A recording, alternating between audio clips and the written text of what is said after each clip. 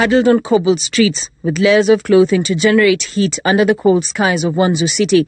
This is the new way of life for Africans living in China.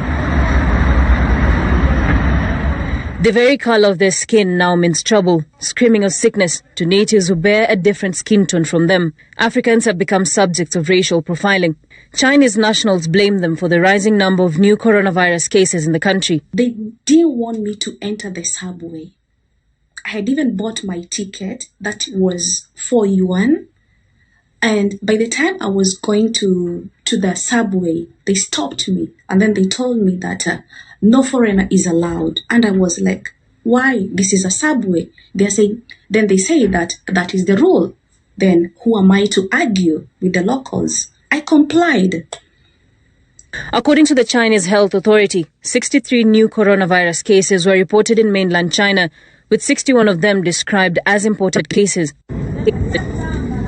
Brenda, not her real name, has been living in China since 2017. Earlier this week, she was kicked out of her home without any explanation. And just like any other person in a foreign country, the embassy is usually the next resort. For her, it was the Kenyan embassy. I didn't have a place to go.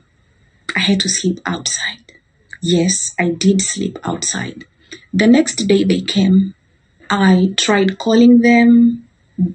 They were not actually responding to my call. What they told me, go to the police. I did that. After staying at the police station for a maximum of 3 good hours, they told me that we are sorry, we cannot help. She reached a dead end after 2 days of sleeping outside the embassy, a situation that many like her from other African nations have found themselves in. This video shows Chinese police officers escorting people of African descent from a place they had set apart for themselves. I know of 2 pregnant ladies. One is 8 months pregnant, the other is 6 months pregnant. They cannot access hospital. Patricia, also not her real name, was lucky to have escaped the eyes of Chinese nationals who came knocking in her house earlier today. Our conversation on phone revealing just how scary everything is. So the moment they have come, mimi nimejificha. So sahi niko kwa nyumba, the rest wametolewa, wanasema ati wanawapeleka quarantine for 14 days. It will be the 4th day today that foreigners, especially blacks, are denied access to services in the city. Now I don't have food. I don't know what to do. And I can't just go to the street. I don't want to sleep outside. Now it's either I choose to have somewhere to sleep or I choose food.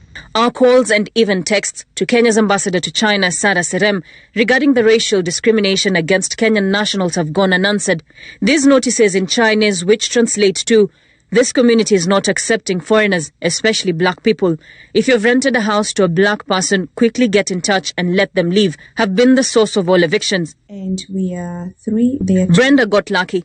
She is housed by a Zimbabwean national in this small space where they're living with one more person.